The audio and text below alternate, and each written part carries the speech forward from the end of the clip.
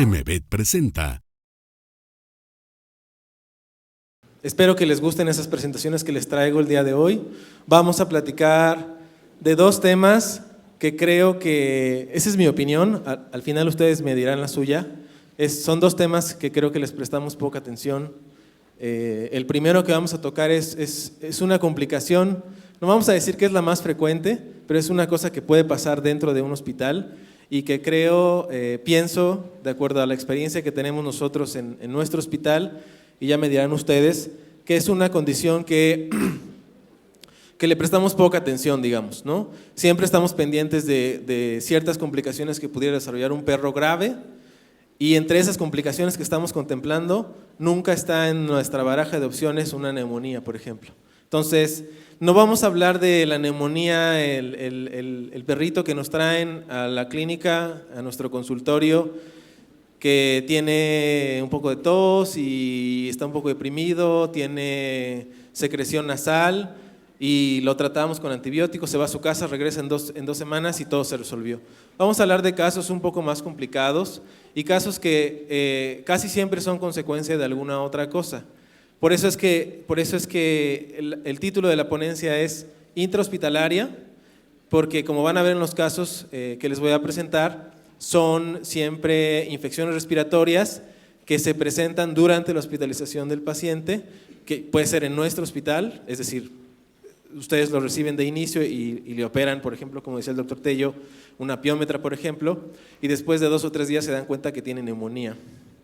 Y entonces ahí surge también la gran pregunta, ¿qué también estamos revisando a nuestros pacientes, digamos, todos los días, como para decir efectivamente, esta es una complicación intrahospitalaria que se presentó, digamos, en el corto plazo, o es algo que más bien el paciente ya tenía y se me fue durante la evaluación inicial? Y sobre todo, que una vez que establecemos que desarrolló neumonía, ¿a quién le vamos a echar la culpa? A las instalaciones, a nuestros manejos, a las otras generaciones de veterinarios, porque como se van a dar cuenta aquí, en esta plática, incluso lo que hicieron las generaciones pasadas de veterinarios podrían tener algún impacto en el desarrollo de infecciones nosocomiales ahora en los perros y en los gatos.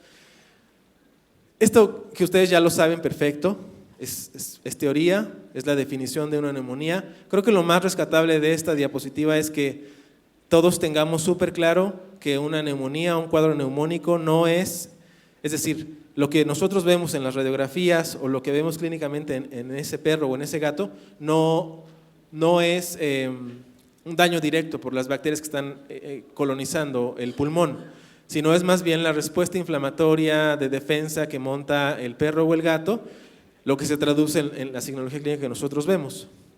Entonces, como ven abajo ahí, hay ciertas prácticas de riesgo que son, digamos, históricas, que podrían predisponer ahora a nuestros pacientes.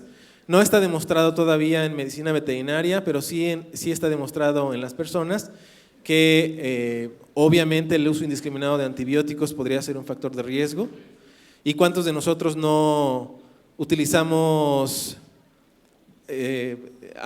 combinaciones de amoxicilina, clavulanato más metronidazol para una diarrea con sangre? ¿Quién nunca ha utilizado una combinación de esos dos medicamentos para una diarrea con sangre? Bueno, ahí hay una doctora que dice que no, pero son pocos, ¿no? ¿Cuántos de ustedes sí lo han hecho? Cada consulta, diario, cada tercer día. La realidad es que usamos muchos antibióticos que a lo mejor podríamos ahorrarnos, ¿no? Y lo otro es que gracias a los cuidados, al desarrollo de la tecnología, ahora las poblaciones de perros y gatos viven más años que antes. Ahora tenemos pacientes de 19, de 20, de 21, gatos de 25 años, que eso antes no era posible, ¿cierto? Entonces, la población de perros y gatos va envejeciendo conforme transcurre el tiempo. Bueno, eso ya lo habíamos dicho. Y las vías de entrada son las que ustedes ya saben, son aerógenas, son hematógenas. Abajo pueden ver ustedes los mecanismos de defensa, que claramente se ven rebasados cuando tenemos un perro con piómetra. Vamos a ver ahorita perros con insuficiencia renal, con cetoacidosis, por ejemplo, politraumatizados, inconscientes, convulsivos, que obviamente en esos pacientes estos mecanismos de defensa están alterados, digamos. Entonces, aquí hay algunos factores de riesgo para el desarrollo de neumonía, digamos, intrahospitalario. La colocación de sondas endotraqueales, la aplicación de comas, aquellos de ustedes que hayan tenido pacientes en crisis convulsivas que no puedan controlarlos con terapias tradicionales, con inyectables y que tengan que someterlos a intubaciones de 12, 24, 36, 48 horas para mantenerlos libres de convulsiones. Son pacientes que están en riesgo de desarrollarlo. ¿Por qué? Pues porque tienen una sonda endotraqueal, por más estéril que esté cuando lo vayan a utilizar, si es que está estéril, porque la otra es que quizás a lo mejor, como todos lo hacemos a veces, simplemente las lavamos, las desinfectamos y la volvemos a utilizar, ¿cierto? ¿Quién no ha hecho eso alguna vez? ¿O quién lo hace rutinariamente? Yo creo que no están levantando la mano. No quieren confesar. ¿Allá levantaron la mano? Y bueno, como ven ahí abajo, sepsis. Ya nos aclararon un poco cómo le llamamos ahora a los procesos de choque séptico, SIRS, esas respuestas inflamatorias que se salieron de control en un perro o en un gato. Es decir, tenemos un perro o un gato que tiene una fractura de fémur, un aplastamiento y lo atropellaron. Y no es solo eso, sino es que la inflamación es tan severa ahora que se salió de control y está produciendo manifestaciones clínicas en el paciente que nosotros podemos identificar fácil. Las terapias largas, vamos a ver un caso más adelante de un perro que se mantuvo durante un tiempo con terapias supresoras y desarrolló una neumonía importante. El tema también es que nosotros, como van a ver ahorita, no tenemos la opción de darle mucho seguimiento a estos pacientes a veces y tampoco tenemos una historia previa. Incluso cuando nosotros remitimos un paciente a otro centro o recibimos a aquel paciente de otra clínica, difícilmente podemos conseguir una historia consistente, ¿no? Es decir, si lo remitimos con la historia previa de 2 o 3 días, pero no conocemos el resto, ¿no? Todos los antecedentes y tampoco tenemos información valiosa a veces por parte del cliente.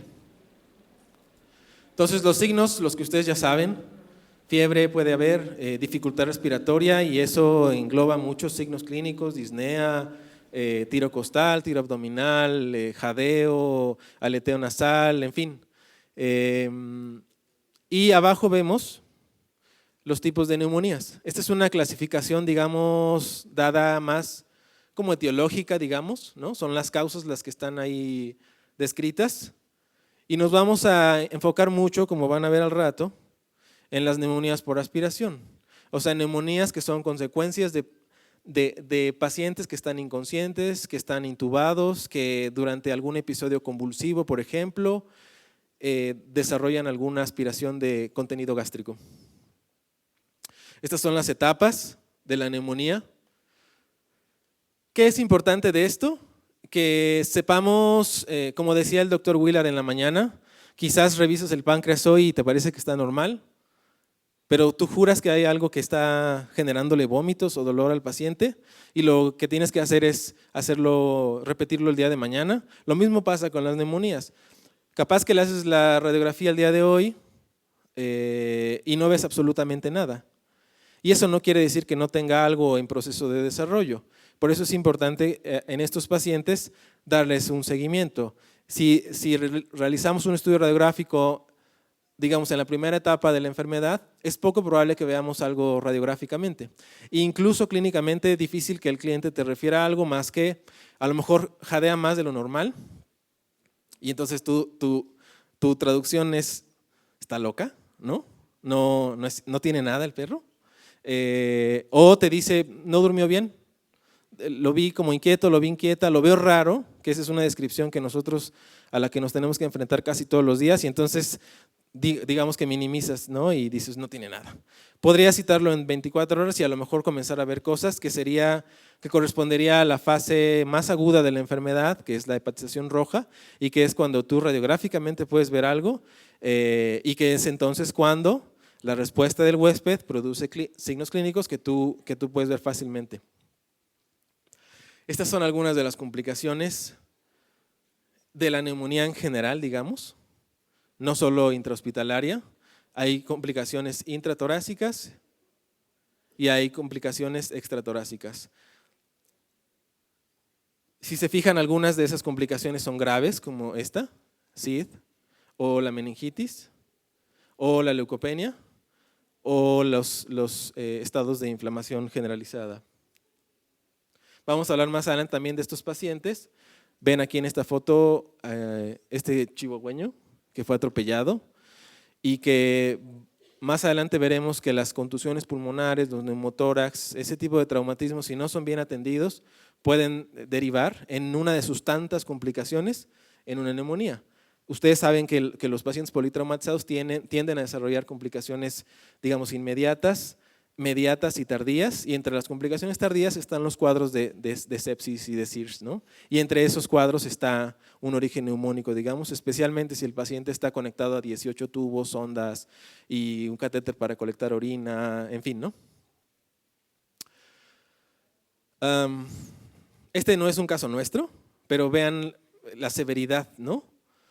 El neumotórax, la contusión pulmonar, el enfisema subcutáneo y algunos factores primarios que podrían predisponer al paciente, digamos ya de entrada a desarrollar neumonía, son esos, contusión pulmonar, nos vamos a enfocar un poco en estos. Y aquí les traigo el primer caso clínico, que ese caso en realidad es un caso que presentamos el año pasado en una plática de traumatismo, ¿no? En general. Pero viene a colación en este caso porque es un perrito que nosotros recibimos que había permanecido, fue atropellado, permaneció hospitalizado un par de días y así es como ingresó con nosotros. Aparentemente así estuvo durante el tiempo que estuvo hospitalizado y, o sea, sí tuvo, digamos, un catéter y antibióticos, desinflamatorios, analgésicos, en fin. Si se fijan, incluso por ahí está rasurada la región coxofemoral y tuvo ahí unos puntos de sutura, tenía una fractura de fémur. Pero, ¿qué es importante de esto? Bueno, que a pesar de estar inconsciente, al momento del ingreso tenía dificultad respiratoria y además tenía en el examen neurológico anisocoria y todos los pares craneales, 2, 3, casi todos en realidad. Una presión arterial media normal, perdón, un poco baja, y el ultrasonido de abdomen resultó normal. Vean esa secreción nasal que captamos por ahí. Entonces ya la cosa no pintaba bien, ¿no? Porque además de tener un traumatismo craneoencefálico, una fractura de fémur y probablemente una contusión o un trauma torácico, había desarrollado, digamos, algunas complicaciones infecciosas.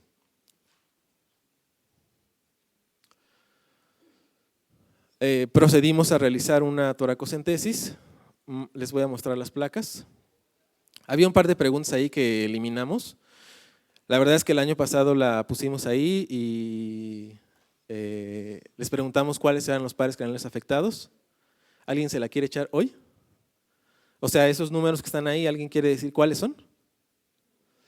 ¿Quién dice yo me acuerdo de anatomía? Sí, se los digo en orden, al derecho y al revés. ¿Nadie? A ver, una mano ahí.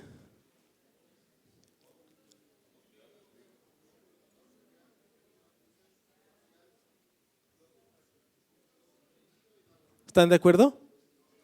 Ya, dicen que no, ¿eh? Acá alguien dijo no. No le quieren dar su libro al doctor.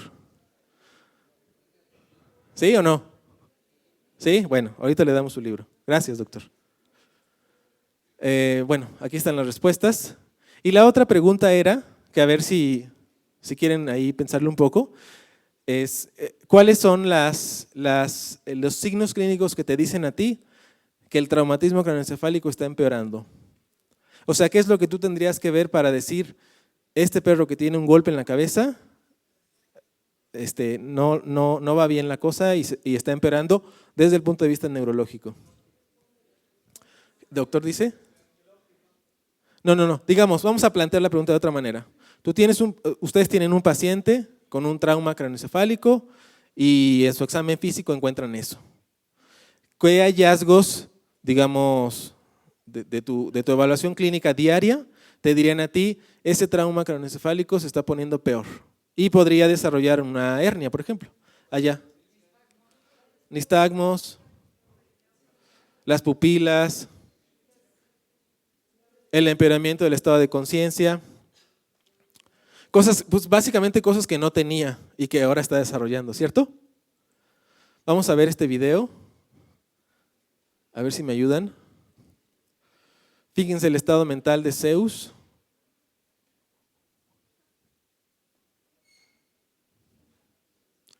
Y vean la disnea. ¿Sí se ve? Y ahí se había hecho algún manejo de unas heridas por arrastre que tenía. Y ahí está Zeus. Y esas son sus radiografías. ¿Qué les parece?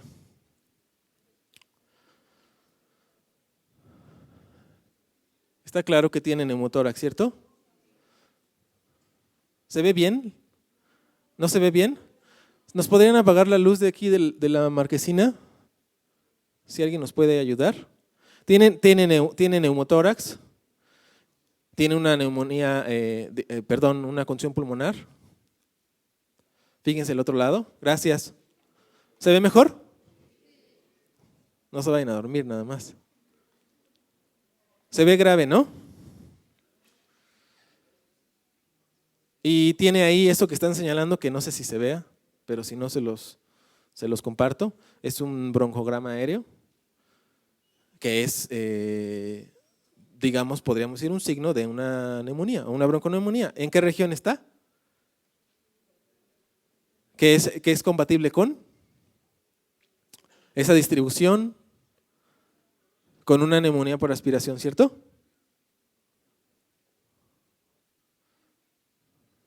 Aquí está la otra proyección. Y ahí vemos la fractura de fémur. Entonces, aquí es donde debemos además de abordar al paciente desde el punto de vista neurológico y tratar de contrarrestar la situación que está ocurriendo aquí en la cabeza, prestar mucha atención a estas complicaciones, ¿no? La realidad es que, no sé si tengo un cuadro aquí que les quiero mostrar. Sí, fíjense, estos son los índices de mortalidad en los pacientes que sufren traumatismos graves. Los que se mueren en los pocos minutos son aquellos que obviamente tienen una ruptura de vasos torácicos, ¿no? Una hemorragia masiva, un neumotórax a tensión, por ejemplo, un traumatismo craneoencefálico severo. Los que se mueren durante las primeras horas, o sea, lo mismo que antes, pero menos grave. La hemorragia que vieron arriba, pero menos copiosa. Y los que se mueren después de 3 a 5 días. Cosas que no previmos. ¿Y debimos de haberlo previsto? Por supuesto, porque es un paciente que está inconsciente y que no tiene reflejos protectores y que nuestro trabajo, además de tratarle el golpe en la cabeza, es prevenir este tipo de complicaciones. Y bueno, aquí están sepsis, falla orgánica o cosas que atañen directamente al trabajo de nosotros como veterinarios. Entonces el diagnóstico lo hacemos de muchas maneras. Eso también ustedes lo tienen muy claro, son placas, broncoscopías, citologías, lavados traqueobronquiales, aspiraciones transtorácicas. Esta es una técnica que es muy fácil de realizar, pero tiene chiste, digamos, ¿no? O sea, yo no diría que esta es una prueba que hagas y que estés convencido de que en el 100% de los casos te va a dar información útil, porque podrías obtener nada en realidad y muy pocas células inflamatorias, no lo que estás buscando en realidad, ¿no? Pero sirve y se puede hacer.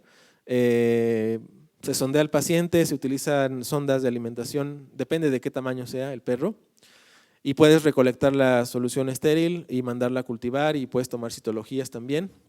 Entre tanto, por supuesto, comenzar con algún tratamiento.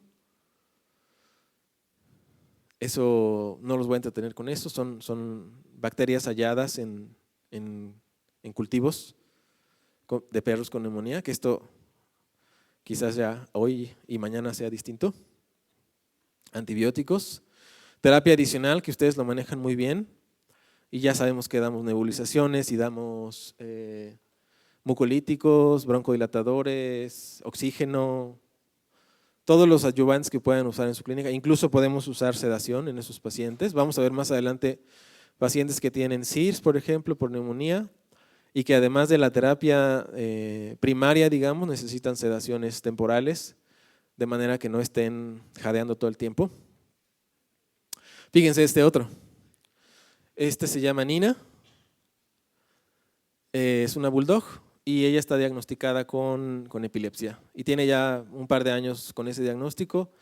De cuando en cuando va a la clínica porque tiene crisis. Está con un esquema de lo que se imaginen para las convulsiones. Todo lo que le quieran dar, lo tiene ella. Y al examen físico, bueno, llegó de urgencia porque había tenido 6 episodios, ingresó en estatus convulsivo y ese es su examen físico. Nada espectacular, o sea, nada que no esperemos encontrar en un perro que está en una crisis convulsiva.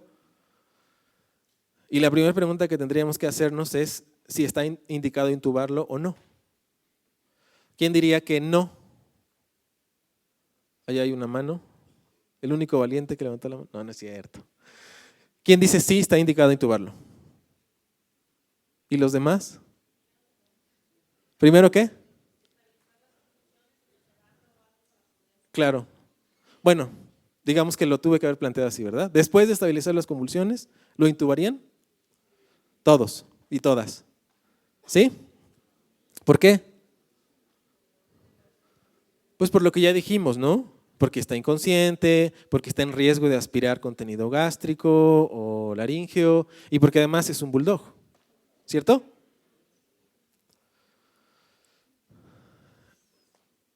Y esa pregunta es, ¿alguien quiere participar de esta pregunta? De un perro politraumatizado como parte de tu manejo, ¿en qué casos aplicarías la intubación? Digamos que un poco lo mismo, ¿no? Cualquier paciente que tenga disnea grave, que tenga un traumatismo craneoencefálico grave, que en la escala de Glasgow hayas tenido un puntaje menor a 8 o cercano a eso, que tenga lesiones en la cara, en el cuello, que sea un bulldog, ¿no? Fíjense lo que pasó. Un video. ¿Nos ayudan con el video? ¿Le pueden decir a la cabina que el video, por favor? Chíflenle.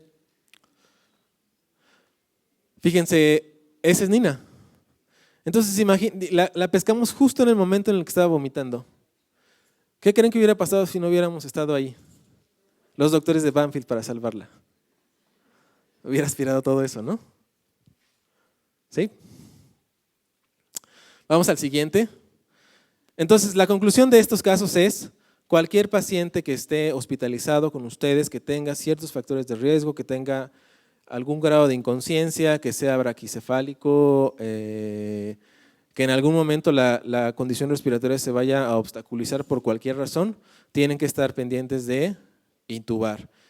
¿Por qué? Pues porque lo que queremos evitar es que desarrolle complicaciones que nos podemos ahorrar. Después no nada más vamos a tener que tratarle las convulsiones y el edema cerebral y lo que sea, ¿no? De cómo despierte las convulsiones, si es que ya no puede caminar o ya no es la misma Nina de antes, si se le frió el cerebro, sino además vamos a tener que lidiar con una neumonía. Y como es nosocomial, capaz que nos cuesta más trabajo tratarla que si fuera una neumonía de otro tipo. Luego vamos a este caso, que es Chewbacca, es una Schnauzer de 3 años y ingresó al hospital diagnosticada con cetoacidosis y de repente el área de hospital nos reporta jadeo, disnea y el examen físico de esa mañana reveló eso. Entonces, la pregunta de oro aquí es, ¿qué fue primero, el huevo o la gallina?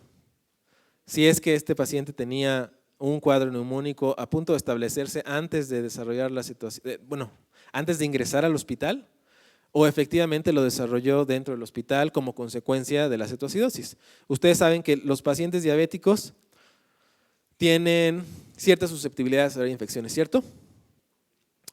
Y si ese paciente además tiene cetoacidosis, se vuelve altamente ineficiente para controlar las infecciones secundarias. El sistema inmunológico de un perro cetoacidótico no funciona bien. Entonces, ese es su estudio radiográfico. Vean además, por ejemplo, la urea, ¿no? O sea, es como les decía el doctor Tello. Está hospitalizado contigo y después de 3 días, ¿o cuántos dice ahí? 3 días, ¿cierto? ¿Y tienes esto?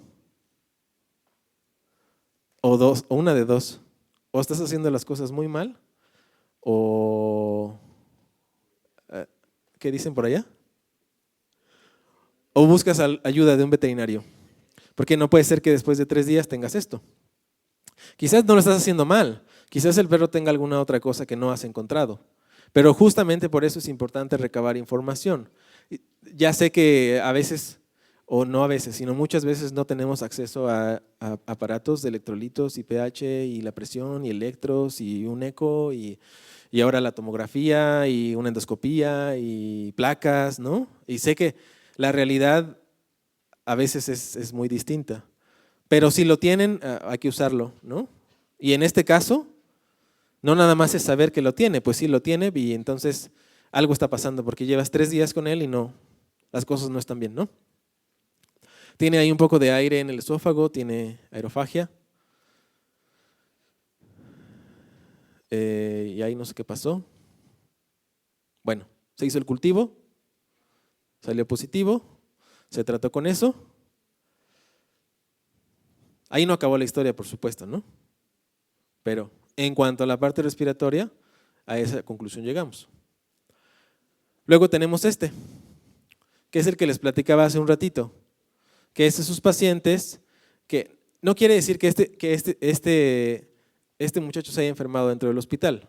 Lo que quiero ejemplificarles aquí es que sí es cierto que los perros y los gatos que tienen tratamientos inmunosupresores pueden desarrollar, entre otras complicaciones, una neumonía y fea.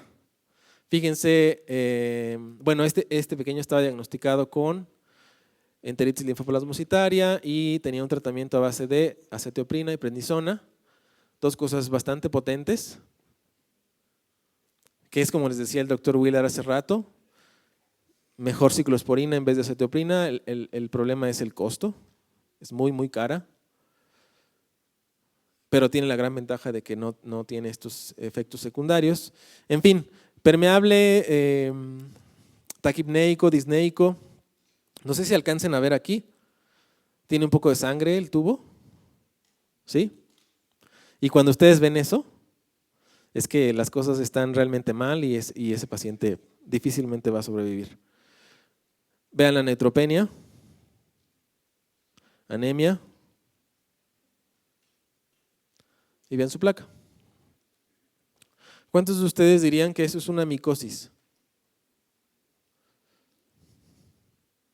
¿Nadie?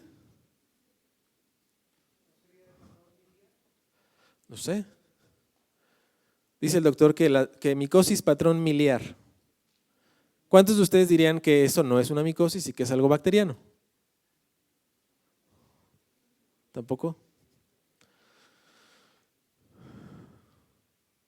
Vean esta otra.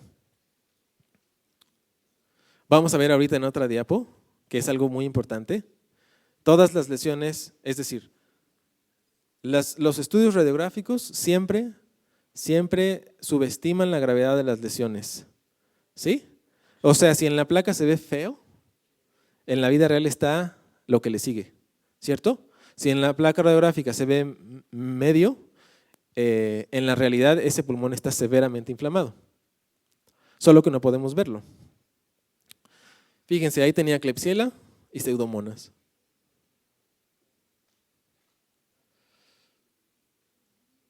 Entonces, esa es una fotografía, no es de ese caso, pero eso es algo que, es decir, cuando ustedes toman un estudio radiográfico y que les parece que la neumonía que les dijo su colega es que está exagerando, no es tan grave, es que en realidad sí está grave la cosa. Siempre las radiografías subestiman las lesiones. Y en el caso de los cachorros, por supuesto, pues siempre recordar que hay condiciones primarias que pueden predisponerlos a desarrollar neumonías, que eso ustedes lo ven todos los días, ¿cierto? Eso es pan de todos los días. Y en los gatos también hay enfermedades virales. Este no es un caso del hospital, pero ejemplifica perfecto lo que queremos decir, ¿no? Es un perro que desarrolla leptospirosis, que la leptospirosis se sale de control, desarrolla SIRS, y una de las complicaciones, entre tantas otras, es una neumonía intersticial. Fíjense ahora, vamos con los postquirúrgicos. Aquí tenemos a Fox, es un macho. Como dice ahí, se operó 2 días antes y le retiraron múltiples cuerpos extraños como los que ven ustedes ahí.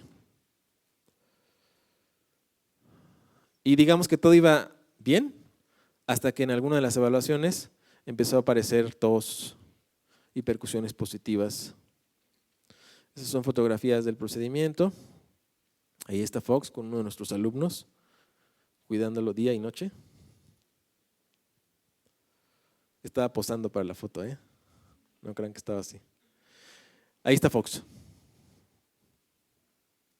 Y entonces, si se fijan, ya salió del quirófano y ahora es tiempo de monitorear todo lo que se pueda monitorear y de medirle todo lo que se pueda medir, además de sus exámenes físicos, pero tiene ahí el sistema de colección del drenaje y tiene catéteres y en algún punto se midió la producción de orina, así que tiene tubos.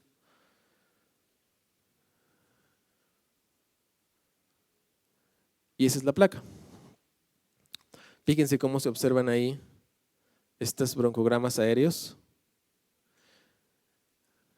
Y la conclusión es que ahora no nada más es cuidarle el posquirúrgico a Fox, sino además de eso es cuidar el posquirúrgico, vigilar que no tenga dehiscencia y la peritonitis que siempre nos preocupa, sino además ver qué está pasando con este cuadro respiratorio. Todo se complica, ¿cierto? Y la verdad es que tampoco les voy a decir que es una complicación que todos vamos a prever.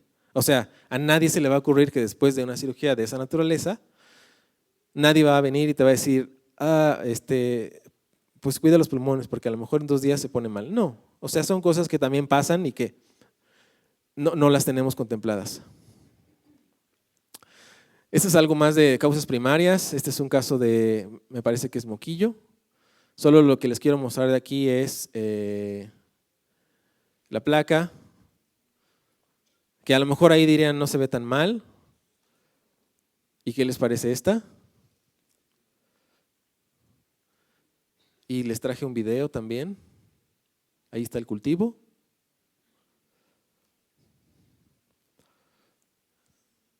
Y les traje ese video, que quiero ejemplificar aquí solo Disnea. Se ve claro, ¿cierto? Y mueve la cola. Esa sería una buena evaluación, ¿no? Que le preguntes a uno de tus doctores, ¿cómo viste a Darcy en la mañana? Bien, estaba moviendo la cola. Capaz que te quedas con eso y entonces sale todo mal. Vamos con otro posquirúrgico. Este es Lola. Y ya saben para dónde va la cosa, ¿no? Tiene secreción vulvar, dolor, está distendida. Esos son los diagnósticos que todos quisiéramos, ¿no? Los diagnósticos sencillos. Ahí está la placa que dice tiene piómetra, no pasa nada. ¿Qué vamos a hacer? Pues no mucho, la vamos a estabilizar, la vamos a hidratar, le vamos a dar analgésicos y entra el quirófano. Y hasta ahí nuestro plan perfecto. Y no resulta así. Y las cosas empiezan a complicarse y a complicarse y a complicarse. Y las pruebas de laboratorio se ven horribles. Fíjense la creatinina y la urea, los leucos, el hematocrito. Fíjense los electrolitos también. Y además de todo ahora tiene secreción nasal, disnea, en fin. En este video que les voy a mostrar, es un video que puede engañar fácilmente. Ahí está la radiografía y uno diría, bueno, pues te estás exagerando, ¿no? En mi escala de gravedad eso es -1. Y a lo mejor unos dirán, esto para mí no tiene ni siquiera neumonía. Puede ser. Fíjense en ese video. ¿Quién diría que la respiración de Lola es consecuencia de una condición respiratoria primaria? ¿Y quién diría que es un estado de conciencia alterado? ¿O quién diría que lo que tiene es SIRS? No sé si tenga volumen, que le podamos subir el volumen para escuchar. ¿O no? ¿No, verdad? Bueno, ¿qué opinan? ¿La opción A, la opción B o la opción C? ¿O ninguna de las tres? ¿O todas? ¿La C? Creo que ya se regresó. ¿Va de vuelta?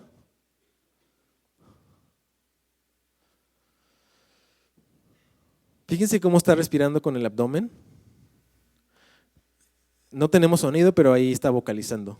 Entonces, son estos pacientes en los que hay que poner mucho cuidado durante la recuperación postquirúrgica. Ahí está.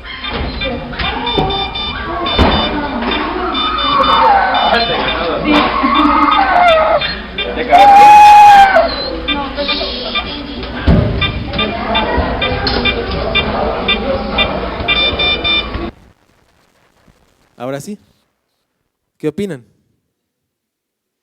¿La 1, la 2 o la 3? O la 3. En fin, o sea, la conclusión es, está postrada, es probable que tenga un estado alterado de conciencia y es probable que deban de vigilar la vía aérea, ¿cierto? Y luego darle seguimiento a las placas, porque eso, aunque no se ve feo, ya dijimos que al principio no se ve gran cosa, pero después la cosa se puede poner fea. Vean este otro. Este es otro video de otra paciente que se realizó OVH por piómetra. Fíjense la respiración y el estado mental.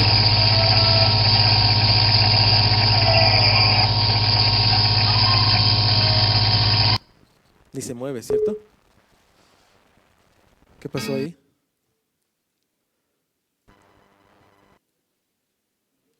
¿Algo pasó? ¿Se fue la luz?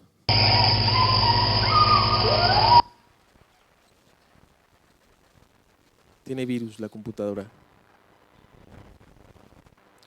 Fíjense este otro. Igual. Otra paciente ingresada por piómetra y 2 días después tenemos esto.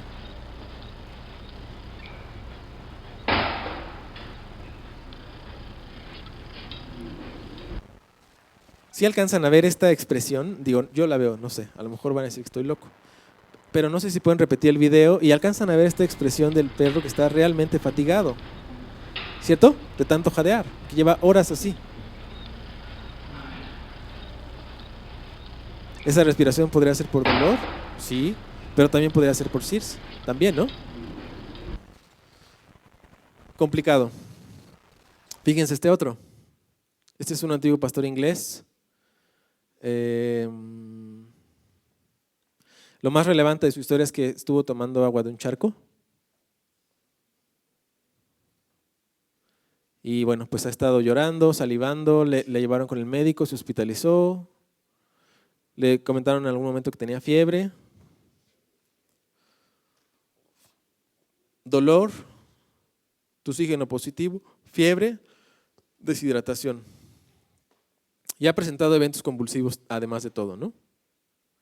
Tiene signos clínicos compatibles con SIRS, como se los decía el doctor Willard.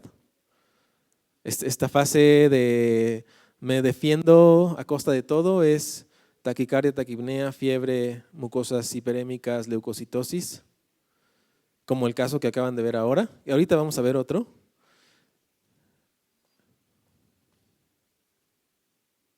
Y además de todo lo que les decía hace un rato, está inconsciente, ¿no? Quizás ha perdido sus reflejos protectores y además de todo tiene sondas y tiene el catéter, ¿no? No, ustedes saben que hay que también cambiarlos de posición, en fin, son muchas cosas las que podrían complicarse en este caso. Esas son sus radiografías, que se ven, digamos, nada grave. Esta menos. Y está el cultivo. En este caso se diagnosticó con moquillo también y con leptospira. ¿Y qué creen que pasó? ¿Que vivió o que murió? Falleció. Este es el que les quería mostrar. Este es un cachorro que lleva, fíjense la historia, o sea, tiene todo el cuadro de neumonía que se salió de control, pero lo más relevante es que no ha dormido en 2 días porque no ha dejado de jadear en 2 días.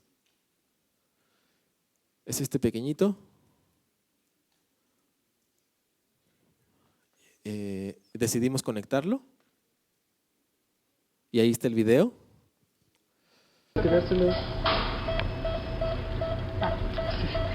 Imagínense el desgaste de energía para ese perro por llevar casi 48 horas a ese ritmo de respiración. Nadie aguanta eso. Después de eso, y vean, ni siquiera con la sedación.